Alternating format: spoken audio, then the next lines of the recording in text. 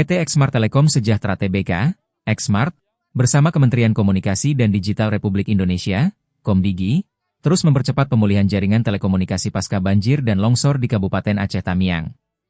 Dengan dukungan Komdigi serta pemangku kepentingan lainnya, koordinasi untuk proses pemulihan jaringan dan layanan telekomunikasi terus dilakukan percepatan. Saat ini pemulihan jaringan Exmart yang terdampak banjir dan tanah longsor di wilayah Aceh sudah mencapai sekitar 95%, Sumatera Utara pulih hampir 100%, dan Sumatera Barat sudah mencapai 100%, sehingga memungkinkan layanan komunikasi, akses informasi, serta koordinasi darurat kembali berjalan secara stabil bagi masyarakat terdampak di tengah masa pemulihan. Bersama, melaju tanpa batas. Saat Menteri Komunikasi dan Digital, Mutia Fiada Hafid meninjau langsung lokasi terdampak di Aceh Tamiang, ia disambut oleh Head of Sales Exmart Northern Southwest, Horas Lubis, serta Regional Technical Head Northern Sumatera Exmart, Fredin Simanjuntak, di kantor Samsat Aceh Tamiang pada 28 Desember 2025.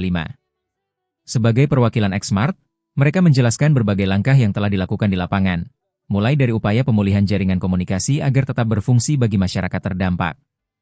Menteri Komunikasi dan Digital, Mutia Fiada Hafid mengatakan sinergi antara Exmart dan Kemkomdigi menjadi langkah konkret dalam mendukung pemulihan pasca banjir di Aceh Tamiang.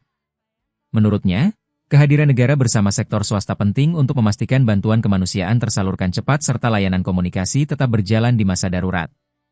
Mutia menegaskan pemulihan layanan publik, ekonomi, dan telekomunikasi menjadi prioritas agar aktivitas masyarakat dapat kembali normal. Ia mengapresiasi peran Exmart dalam mendukung jaringan dan menyediakan bantuan air bersih untuk meringankan beban warga terdampak banjir.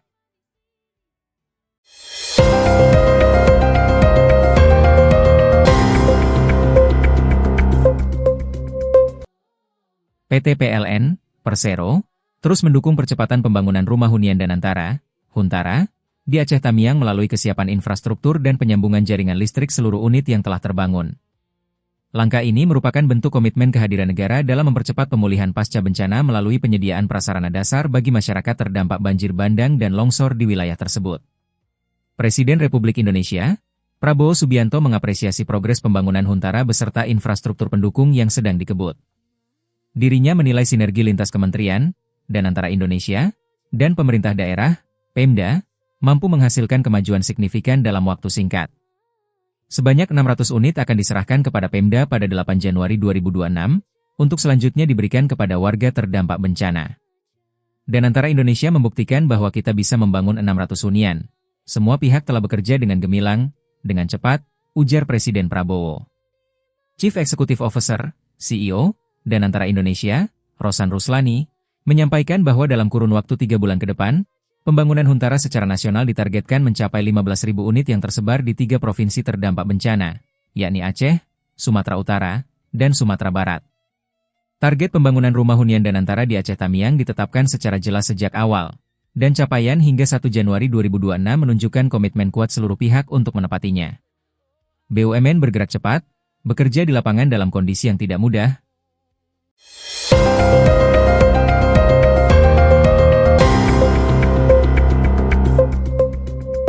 Direktur Operasional Perumda Parkir Makassar Raya, Andi Rian Adrianto, mengatakan akan mulai menerapkan parkir berbayar di kawasan Anjungan Pantai Losari pada tahun 2026, dengan skema baru berbasis teknologi gate parkir. Pengelolaan perparkiran mencakup area Jalan Penghibur, Kecamatan Ujung Pandang. Untuk mengatur arus kendaraan, disiapkan 1 pintu masuk dan 2 pintu keluar di kawasan Anjungan Pantai Losari.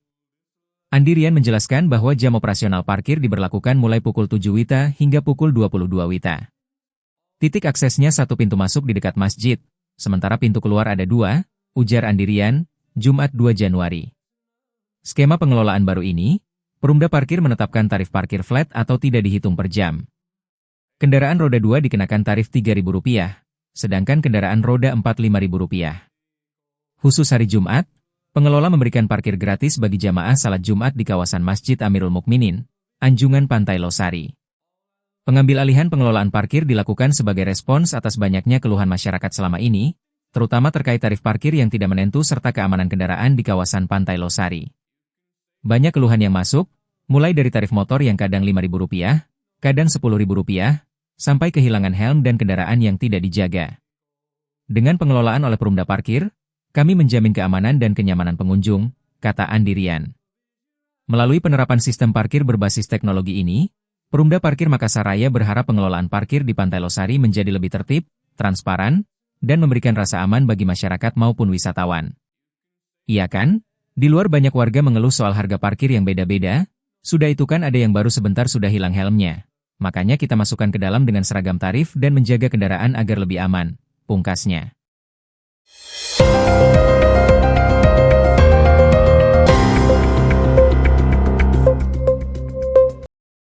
Manchester City gagal membawa pulang 3 poin setelah ditahan imbang tanpa gol oleh Sunderland pada laga pekan ke-19 Liga Inggris 2025-2026 di Stadium of Light.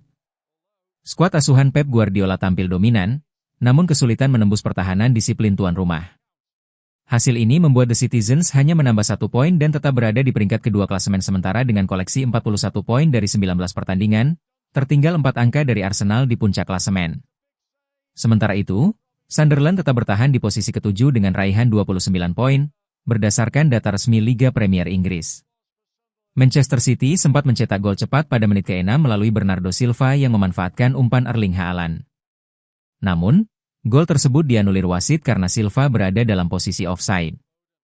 Sunderland tidak gentar menghadapi tekanan tim tamu. Pada menit ke-16, Bryan Brobbey lolos dari kawalan Ruben Dias dan melepaskan tembakan dari sudut sempit, tetapi masih mampu digagalkan kiper City, Gianluigi Donnarumma. Peluang lanjutan Brobbey kembali berhasil diblok barisan pertahanan City. Ancaman lain datang dari Eliezer Mayenda yang menusuk dari sisi kanan dan mengirim umpan tarik ke try Hume. Sayangnya, sepakan Hume masih melebar dari sasaran. City mendapatkan peluang emas melalui Haaland usai menerima umpan Phil Foden di dalam kotak penalti. Namun, penyelesaian akhirnya masih tepat mengarah ke kiper Sunderland, Robin Roefs.